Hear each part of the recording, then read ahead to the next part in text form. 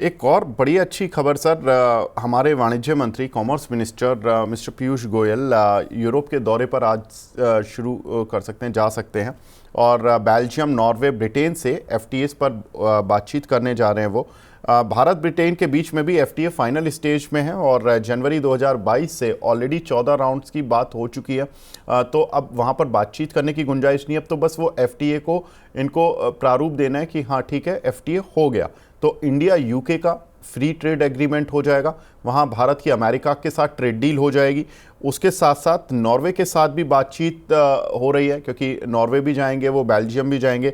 Norway के साथ जो ट्रीटी है उसमें स्विट्जरलैंड, आइसलैंड जैसे कुछ देश हैं और साथ ही बेल्जियम में पूरी यूरोपियन यूनियन है जिससे फ्री ट्रेड एग्रीमेंट होने की बात है।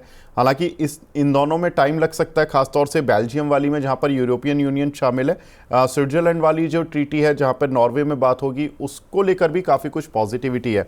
अगर स्विट्जरलैंड वाली बात होती है तो जो वॉचेज़ हैं, चॉकलेट्स हैं स्विट्जरलैंड से, उन पर इंपोर्ट ड्यूटी घट जाएगी।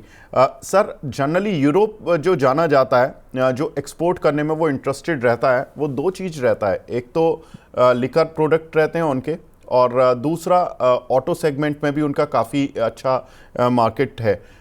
तीसरा, अब अगर ये घड़ियाँ अगर हमारे पास सस्ती आएंगी और चॉकलेट सस्ती आएंगी तो कौन सी कंपनियां हैं, कौन से ऐसे प्लेयर्स हैं, यहाँ पर हमें सावधान रहना चाहिए, या हमें लगता है कि फ्री ट्रेड एग्रीमेंट हुआ तो हमारे लिए पॉजिटिव्स भी हैं कुछ, वो क्या होंगे?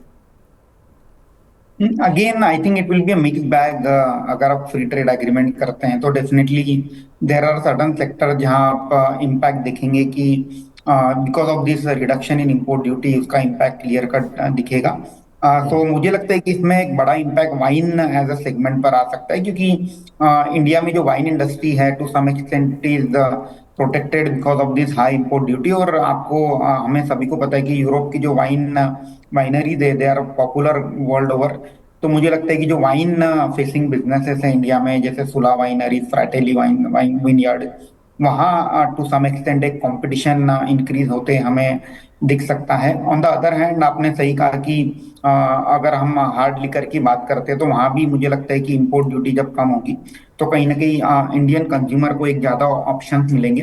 But again with in that मुझे लगता है कि जो बड़े ब्रांड्स है जैसे यूनाइटेड स्पिरिट्स, जिनका पोर्टफोलियो ग्लोबल है, तो they will like to import at a cheaper rate and earn a marketing margin out of India. So there can be a beneficiaries like United Spirits, जहाँ because of reduction in import duty उन्हें कहीं ना कहीं benefit play out होते नजर आएगा। इस SIP से तो नींद टूटती है, लेकिन केवल जागना नहीं, आगे भी तो बढ़ना है। उसके लिए चाहिए एक और सिप। हर महीने छोटी छोटी रकम की इंस्टॉलमेंट यानी सिस्टमैटिक इन्वेस्टमेंट प्लान से शुरू कीजिए निवेश। लेकिन पैसे बढ़ाने वाली कौन सी सिप आपके लिए रहेगी अच्छी? म्यूचुअल फंड सिप से जुड़े हर सवाल का जवाब मेरी सिप मेरा सवाल। सोमवार से शुक्रवार 4 बजे मिलेंगे हम सिर्फ मनी 9 पर।